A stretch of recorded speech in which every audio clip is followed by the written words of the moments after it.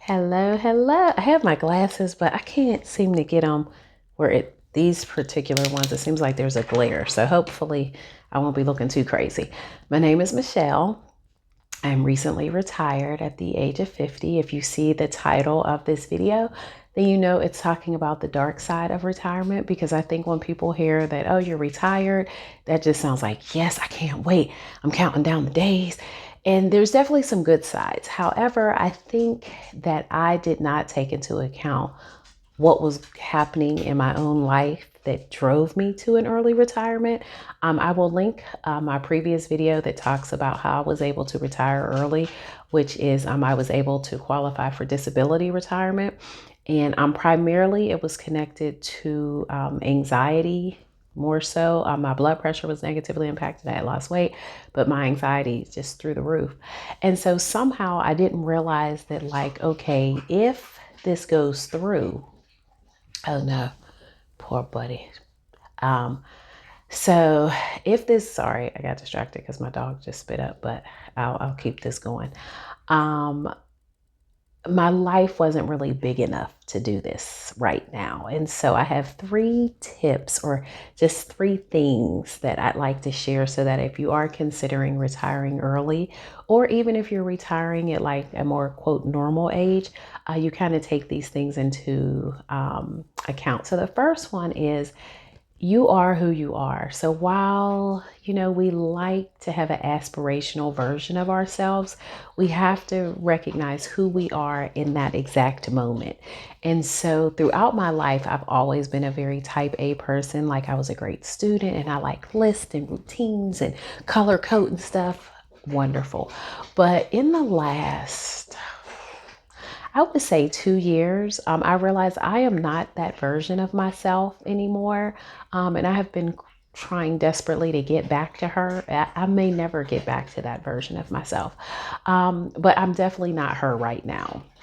And so I wasn't realistic in that I thought that if my retirement goes through, because I was already working part-time, which in theory was like 4 to 5 hours a day, I thought, oh, well, if I'm retired, then what I can do is I can take that 4 or 5 hours a day and work on my business stuff, so I can work on growing my real estate business. I can focus more on my little side hustle, which is my teacher pay teacher store. That's what I thought. But that was also thinking that somehow I was magically going to be able to get back to that other version of myself, that version who, when she makes a list and she can focus, and, the version before hot flashes and ridiculous amount of anxiety. So needless to say, I'm not that version. So now that I'm retired, I'm still struggling with focus and attention. And I think part of the issue is, if you're already having some mental health challenges, especially if it's connected to anxiety, if you take out all the guardrails of your life, it just becomes overwhelming. So before, even though I was leaving the house for, 5 to 6 hours a day, then when I got home, it was a little easier to be like, okay, I'm gonna buckle down for 2 hours. I'm gonna buckle down for an hour. I'm gonna buckle down for 3 hours. Not realizing that when I took the guardrails of work out of my life, and that 4 or 5 hours now is just, I have all day, every day, that it was like a snowball effect. And so, I'm working on trying to figure out how I can kind of get some sort of work routine, but at the same time learn how to relax. Because the problem was, then I was like, okay, I used to work from 7:45 to 11:45 Monday through Friday. So that's what I'm going to do. I'm going to make myself work every day from 7:45 to 11:45. And then of course I'd miss the days, and then I'm more anxious because now I'm like, oh man, I'm not getting stuff done. And, just this spiral. So that's the first thing. Be realistic about who you are in this current season. When you start trying to plan out who you think you'll be in retirement, you're going to be exactly who you already are. You're just going to have more time to be that version. So that's first. Secondly, money, money, money. Because I feel like I have so much going on in my brain. One of the things that I am learning and I'm having to do is, I have to plan every single thing out to the end now. And that's not what I was used to doing. Normally I could like course correct or pivot in real time, but I realize I don't have the cognitive bandwidth to do that anymore. And so I can't just do stuff and not plan it all the way to the end. Meaning, if this works, okay, what will this look like? If this doesn't work, what will it look like? So I had not planned out the disability retirement because originally I had started the process thinking I was going to do early retirement, and early retirement was going to allow me to still be able to work. Disability retirement does not allow you to work. And so because I didn't plan that out, when the disability got approved, and now granted, I did have some money saved, and luckily, like when my disability kicked in, it was retroactive. So I do have like a little money to work with to make up for kind of the gap. But right now it's like $1,000 difference. But here's the thing about like the mental shift is that it's not technically $1,000 difference or $900 difference because I don't know my numbers. And I said that in my last video. All I know is what I used to bring home, which is 3,600, and now I'm bringing home like 2,700. That doesn't necessarily mean that my true expenses are 3,600. They might be more, they might be less. I really don't even know. So that's why I have to really work on planning things to the end. So, okay, now that, I'm retired, now that I'm bringing in 2,700 and opposed to 3,600, how am I going to make up that difference knowing that I can't work? Of course, you already know where this is going. Now, this is just another little feather in the anxiety cap of like, oh my goodness, something else to worry about. So figure out the money. So figure out, best case scenario, if you're bringing home this much, get your expenses down to that, or worst case scenario, if you're bringing home this much, get your expenses down to that, because then that way you're not trying to figure that stuff out in real time because you've already dialed back your lifestyle to start matching that. So I would say like if you're like 2-3 years away from retiring, go ahead and start like each month kind of decreasing your income by like 100 or 200. That way by the time when I say income, I mean expenses.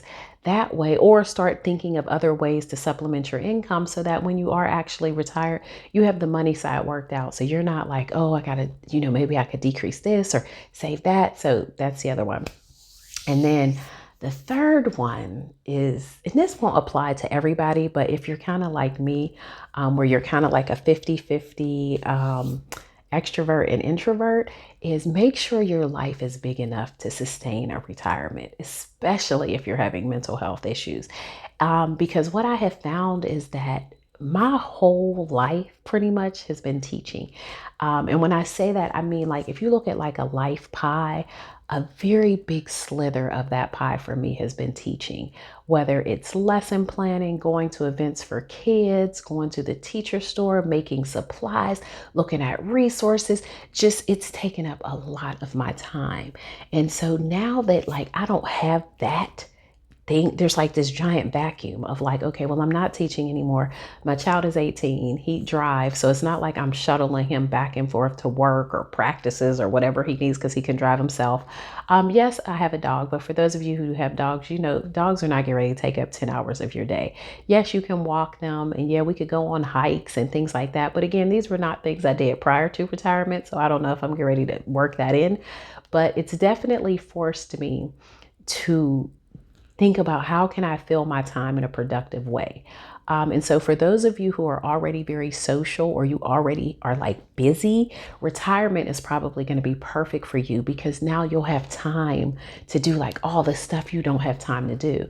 But for me, like a lot of the stuff I like to do, the issue is that they're like singular activities, or they're activities that I can do by myself. Like I don't ever feel like I need someone with me. For instance, I love the movies. Like I brought a projector during COVID. I go to the movies probably 2-3 full times a month, but those aren't things where I necessarily need someone with me to do. Also, I love to read. I love to like watch movies at home. I like to scrapbook. I like to declutter. So there, a lot of the stuff that I do or I enjoy doing, they don't really involve other people. And so I was kind of getting my social fix from work. I'm very personable. I'm very social. So, at work, I'm going around, I'm talking to different people, seeing, hey, do you need help with anything? Or we're just talking about the weekend or just laughing and joking. And so now like I don't have that because I don't have like a community outside of work, because I'm not really connected to like any particular hobbies or organizations. So I'm working on that. My volunteering is helping, but that's not really the most social experience right now because it's really like sorting books. So, you're not really like interacting like that. So I said, I do want to find something where I'm able to like maybe like tutor some kids and, I can volunteer for some sort of organization and like kids need reading help with or something. But I've been hesitant right now to do that only because since my mental health is definitely a priority, I don't want to add any more stress and feel like, oh my goodness, I've committed to Monday, Wednesdays at this particular time. And now just mentally I'm exhausted. I don't feel like doing it.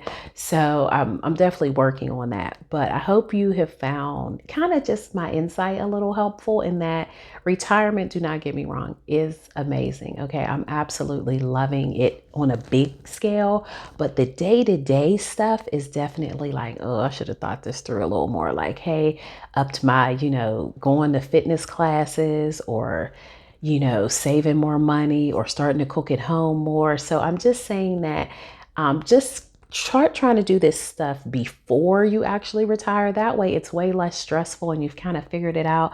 And you almost like, if I had it to do over again, I would like be almost like, as a little girl, depending on how old you are, like we used to play like with Barbies and stuff. And so we'd be having like these whole scenarios, these whole dream lives of what we thought. And I wish I had played around with that a little more before I retired.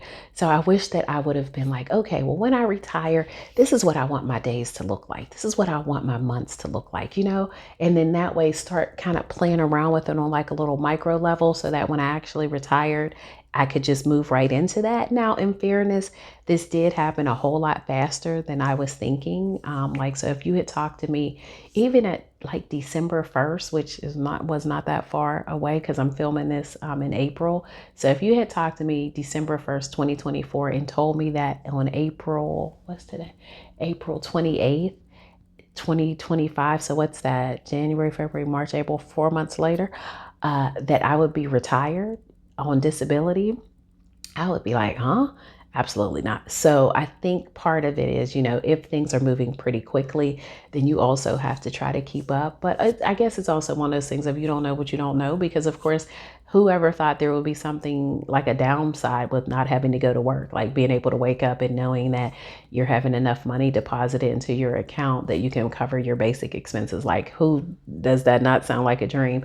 And it definitely is. However, I realized that pairing that with who you used to be or who you're trying to be, no, you just have to be honest with like, this is who I am right now. What will my life look like in this exact moment? Yes, best case scenario, if I can get back to being super focused and I'm a little bit more organized and, decreasing my expenses, but perfect. But in the meantime, what will it look like while I'm trying to get there? So just as a quick recap, work on the money. So like start dialing it back, a couple hundred, maybe every other month, whoever you want to be. If you want to start taking up some hobbies, see if you can sneak those in now. And then that way, when you're retired, you can see like what you want to do more of.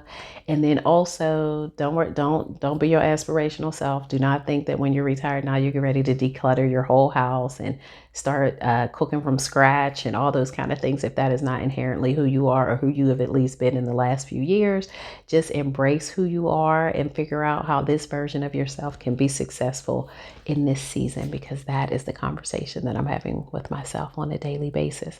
So I hope you found this video helpful. And again, thank you so much for watching and just following along with my journey. I'm super excited to kind of see where it goes and to be able to take you along in real time, since I have no idea kind of where this is leading to. I do definitely have some, retirement goals, but they're more so connected to like money.